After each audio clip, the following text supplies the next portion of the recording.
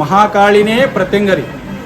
ರಾಕ್ಷಸ ಸಂಹಾರಕ್ಕಾಗಿ ಲೋಕ ಕಲ್ಯಾಣಕ್ಕಾಗಿ ಈ ಅವತಾರ ಎತ್ತಿದ್ದು ಪ್ರತ್ಯಂಗರಿ ದೇವಿ. ಯಾವುದೇ ನಮ್ಮ ಜೀವನದಲ್ಲಿ ದೃಷ್ಟಿ ಇದ್ದರೂ ಸಹ ಪರಿಹಾರ ಮಾಡ್ತಾಳೆ. ಅತಿವಂತ ಶಕ್ತಿವಂತವಳು ಪ್ರತ್ಯಂಗರಿ ದೇವಿ. ಇಲ್ಲಿ ವಿಶೇಷವಾಗಿ 1700 kg ಪಂಚಲೋಹದ ವಿಗ್ರಹ ಮಾಡಿಸಿರೋದಂಥದ್ದು ವಿಶೇಷ. 5 ಥರ ಪಂಚಲೋಹಗಳು ಹಾಕಿಸಿ ವಿಗ್ರಹ ಮಾಡಿಸಿ ಅಮ್ಮನವರಿಗೆ ಬಹಳಷ್ಟು ಶಕ್ತಿಯನ್ನು ಕೊಟ್ಟು ಪೂರ್ವಮುಖವಾಗಿ ನಿಲ್ಲಿಸಿರುವಂಥ, ಪೂರ್ವಮುಖ ಅಂತಂದರೆ ಸಾಮಾನ್ಯವಾಗಿ ದಕ್ಷಿಣ ಮುಖವಾಗಿರುವಂಥದ್ದು ಪ್ರತ್ಯಂಗರಿ ದೇವಿ. ಆದರೆ ಇಲ್ಲಿ ಪೂರ್ವಮುಖ ಅಂತಂದರೆ ಬಂದವರಿಗೆ ಎಲ್ಲರಿಗೂ ಒಳ್ಳೆಯದಾಗಲಿ, ಅವ್ರು ಏನು ಸಂಕಲ್ಪ ಇಟ್ಕೊಂಡಿರ್ತಾರೋ ಸಂಪೂರ್ಣವಾಗಿ ಅನುಗ್ರಹ ಆಗಲಿ. ಮತ್ತು ಓಮಕ್ಕೆ ಕೂತ್ಕೊಂಡವ್ರು ಅಂತಾರೆ ಉತ್ತರ ಮುಖವಾಗಿ ಕೂಡುವಂಥದ್ದು ವಿಶೇಷ.